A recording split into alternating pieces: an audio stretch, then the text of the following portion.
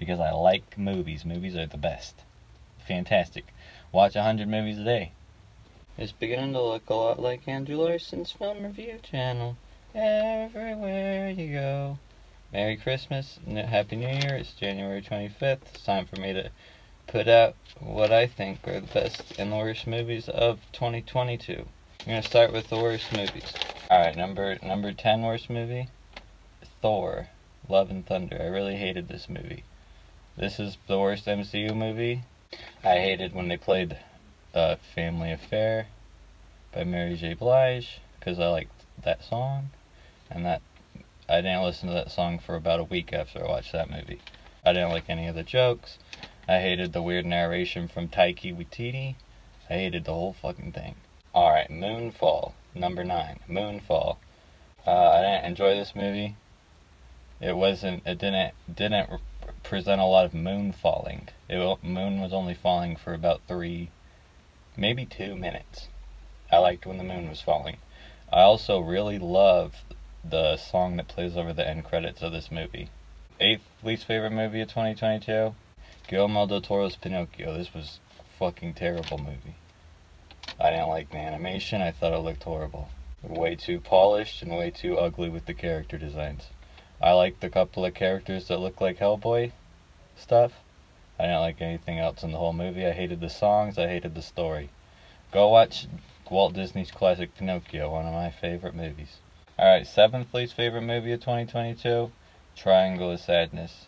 This movie was like some kind of social satire. The social satire felt like it was made by damn aliens from space. I really hated it. It was really long. It was really stupid. And it also ripped the plot off of one of my favorite movies, Madonna's Swept Away, which is a remake of a fancy Italian feature from the 70s. Sexy cinema. My 6th least favorite movie of 2022, the 6th worst movie of 2022, in my opinion, Watcher. This movie, I don't know if this counts as a real movie. We're getting into territory where, are these real movies? I don't know. Watcher is a Shudder exclusive or something. A Shudder original, maybe. This is about a woman, and the woman's getting watched. No one believes she's getting watched. My 5th least favorite movie of 2022, Masking Threshold. This is another one. Is this a real movie? Is it not a real movie? Is it a YouTube movie? Is it something someone should put on Vimeo? Yes, don't ever watch this movie, even if it's free on Vimeo. It sucks. This is a weird edgelord movie for edgelords, and it's not going to make any sense unless you spend all day long on the internet like some kind of a freak. 4th worst movie of 2022. This is the last movie on the list that, is it real a movie? Should it even be considered a theatrical release? Mona Lisa and the Blood Moon. This is, I don't know, the 3rd feature, I guess, from some lady who got famous making a movie I never seen that everyone liked. And she's made 2 movies since that no one likes, and the only good scene in the whole movie is a really dramatic and traumatizing scene where a woman almost gets beat to death by a bunch of men. 3rd worst movie of 2022, BJ Novak's Vengeance. This did get a wide theatrical release, and it really shouldn't have, because it's worse than all those movies I mentioned before. Horrible, horrible movie. This is a movie about podcasters and hookup culture and Southern culture and how it's good or bad. I don't know. Very confused. Not enthralling at all. It's supposed to be a thriller and a comedy. It's not thrilling. It's not funny. Has nothing interesting to say. Very detached from reality. Even more detached from reality than Triangle of Sadness. Back when I used to watch The Office when I was a little tiny child, I used to think BJ Novak was a heavy hitter. One of the show's power players. Maybe he was, but he's lost his edge. He's lost his touch. He's not good at making movies, apparently, based on this debut. 2nd worst movie. And I'm going to call this an honorable number 1 pick, because the number 1 pick isn't as offensively terrible as this number 2 pick. 2nd worst movie of 2022, Halloween Ends. The conclusion to the David Gordon Green's and Danny McBride's Halloween trilogy. Horrendous movie. The 2nd worst in the trilogy. The 2nd entry in that trilogy is one of the worst movies ever made. This is another one of the worst movies ever made, but it's probably farther down on that list. This movie has a couple of good gore scenes, and it's unpredictable. Besides that, it's really, really terrible. This is another movie where it feels like it was made by aliens from another planet, from another dimension, that have never seen a person or talked to a person in their lives.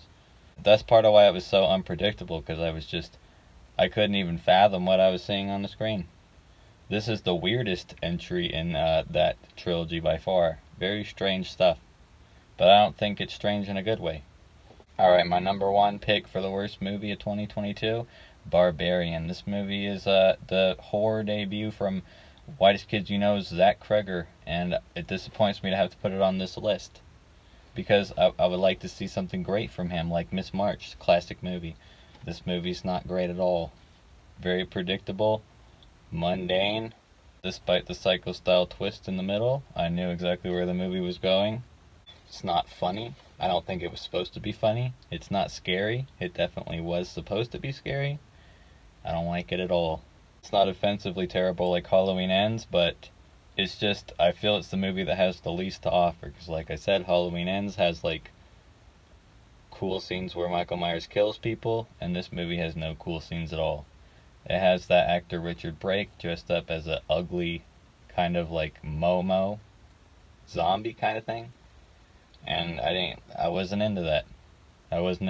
That felt like something from the early 2000s. It felt like something from The Descent. A way better movie. Alright, dishonorable mentions, worst movies of 2022. 3,000 Years of Longing from George Miller. Bizarre stuff. Really boring and bizarre.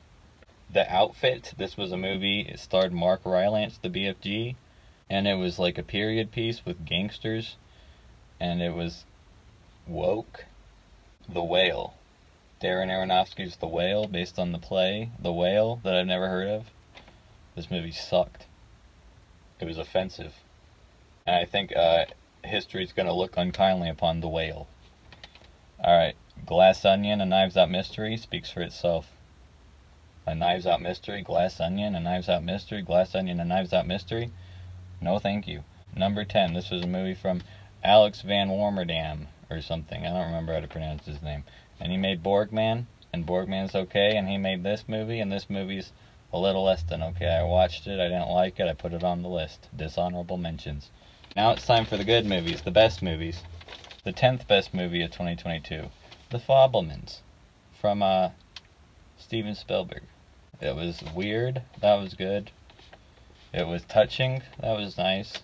And my ninth best movie of 2022, The Black Phone. This was a deep movie about growing up and being a man.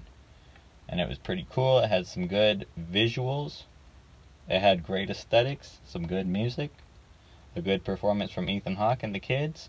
People picked on the dialogue of this movie. I think it was tongue-in-cheek. I think it was purposely leaning into bad dialogue tropes because it was playing off the Stephen King mythos. I think it was really effective and I really loved it.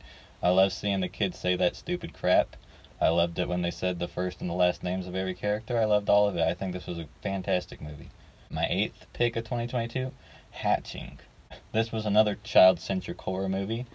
It was about a girl and an egg, and she's like learning to accept her human nature, that she's gonna devour and eat people.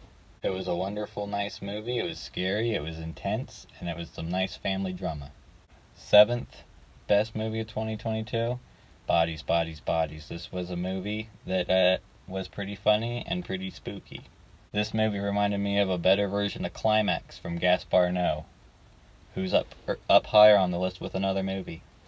I wasn't the biggest fan of Climax, though I did find it effective. This movie does the same kind of thing, with less exploitation and more comedy and commentary. The movie, I think, was divisive a little bit, in as much as people saying it was more of a comedy than a horror movie, but I thought this movie did have some pretty intense stuff, especially when you get down to the core below the surface. My 6th favorite movie of 2022, David Cronenberg's Crimes of the Future. Not the best David Cronenberg movie, but it's still fantastic and incredibly interesting. And I think as the years go on and people are looking for more David Cronenberg movies, they're going to keep coming back to Crimes of the Future. It's his most Big Lebowski-esque movie. It's like a combination of all the director's tropes. combined into a silly Shaggy Dog story. And I'm excited to see Infinity Pool later this week. Alright, my 5th favorite movie of 2022, Hunt. This was a South Korean movie.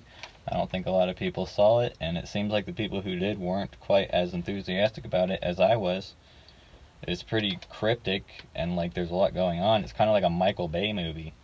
It's like a period piece, political thriller, historical fiction set in the 80s, and it's just constant action. And I think it's great action, and it's action that is presented even-handedly and has an inherent message that really comes across well in the movie. And it's an ambiguous message that is pretty universal and powerful.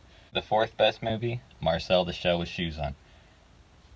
So maybe people don't consider this a 2022 movie, but I'm putting it on the list because that's when I saw it. That's when it got a wide release. If I saw it in theaters and it was the first release in 2022, it's going on this list. Movies like Skinamarink are not going on this list. I'm going to put Skinamarink and Shin Ultraman on the 2023 list. Marcel the Shell with Shoes On. This movie is awesome. Great stop motion, very touching, very hilarious, unpredictable. It makes mockumentaries cool again. Makes social media satires good again. Great vocal performance from Jenny Slate. Funny, touching, okay for children. A great all-ages movie that's a masterpiece, and it's going to be beloved by everyone for all of time.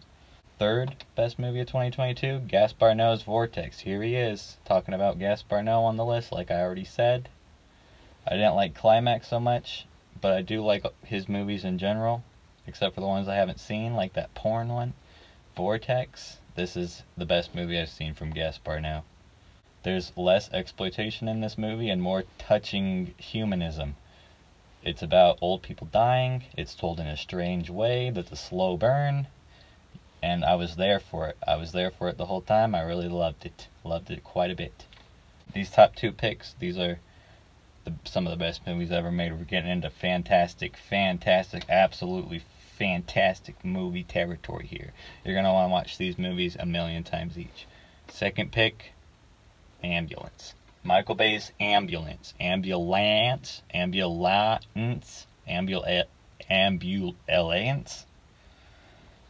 This movie, it's not even Michael Bay's best movie, but I think it's his 2nd best movie after Armageddon.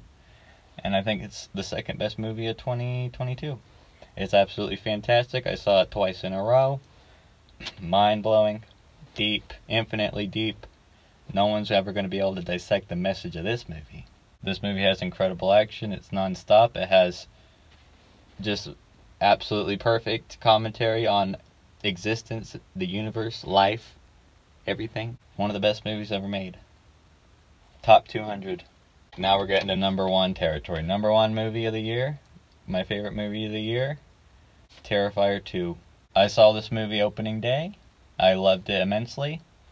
Everybody in America seemed to agree with me. Everybody in the world wanted to go see this movie. It became a gigantic hit. When it became a major phenomenon, I wanted to turn my back and say, no, I didn't actually like that movie. I was wrong. But I couldn't. This is one of the best movies ever made.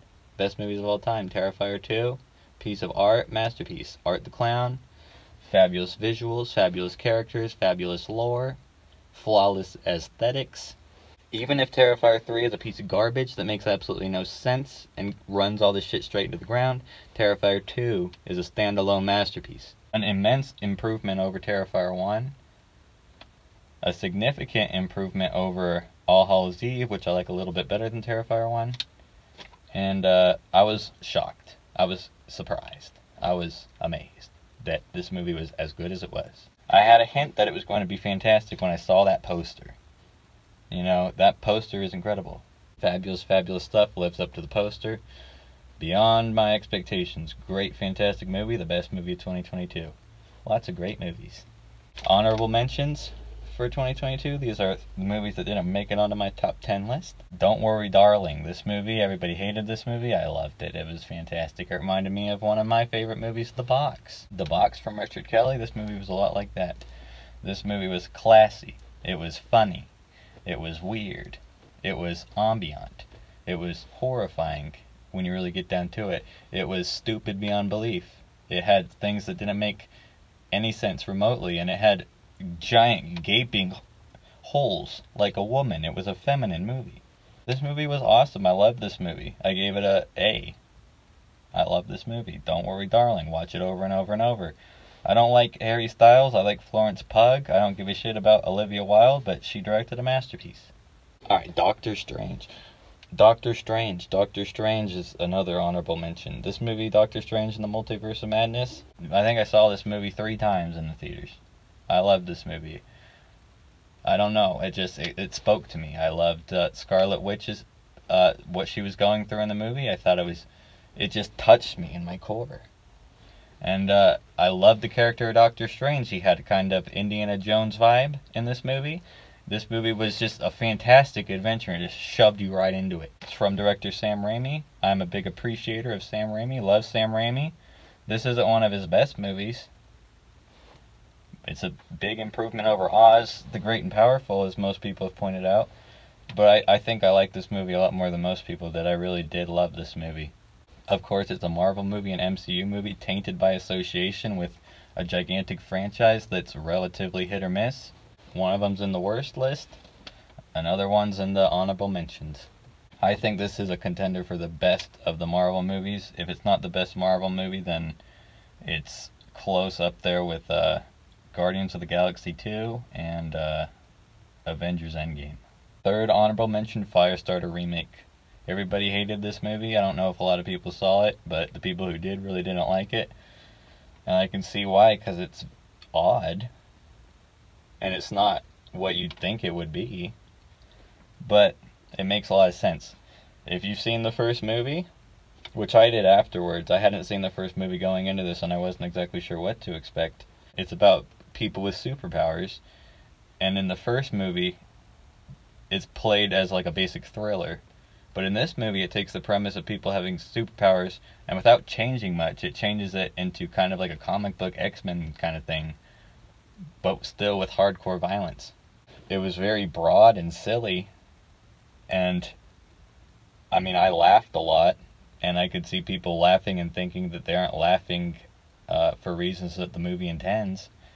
But I felt like the movie was pretty campy and tongue-in-cheek, and I was there for the whole thing. It was pretty great.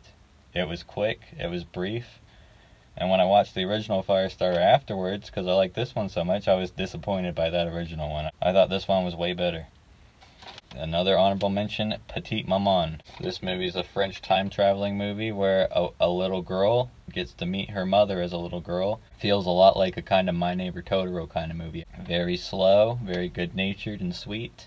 Aftersun, this is another slow movie about a parental relationship. It's about a father who's estranged from his daughter, his young daughter, and they go on a vacation together. And it's touching. It's not like too sad where it's like pulling your strings. It's just perfect. It's like it really gets to the heart of human relationships. And it's also a period piece too. It's a subtle period piece. It takes place in, I think, the late 90s. And that's really well done. Clerks 3 from Kevin Smith. I mean, it's not one of his best movies. It's the worst Clerks movie, but it's still pretty good. It has a lot of flaws. It doesn't seem exactly like a real movie. Got a very limited theatrical release. But I mean, par for the course. It's kind of what the guy does. Piggy, Spanish movie about a fat lady, fat little lady, fat girl, fat young woman, chubby little princess. And it's like a horror movie too. This movie's pretty awesome. It's empathetic towards the little lady, and she goes on a journey where she has to kind of come to terms with the people who bully her. She has to kind of make the choice about whether she's gonna rise up to the challenge and overcome the obstacles, or if she's gonna sink and hurt the people around her and make everything worse. And the last movie, honorable mentions, Smile. Everybody hates this movie. They say it's one of the most generic movies of all time. And it's a ripoff of It Follows and The Ring. Well, I don't like this movie as much as The Ring, or Ringu, either one. But I do like it a lot better than It Follows. I think this is a pretty great movie. It's a silly movie. It's about trauma, which is a great theme, a great topic. And it's perfectly done. The smile itself is a generic gimmick, and the plot is a little generic. but the way it's done and the way it's put together and what it's saying is fresh and unique. And if you can get past the fact that it's a little funny, if you can accept the silliness of the whole thing, I think it's pretty effective.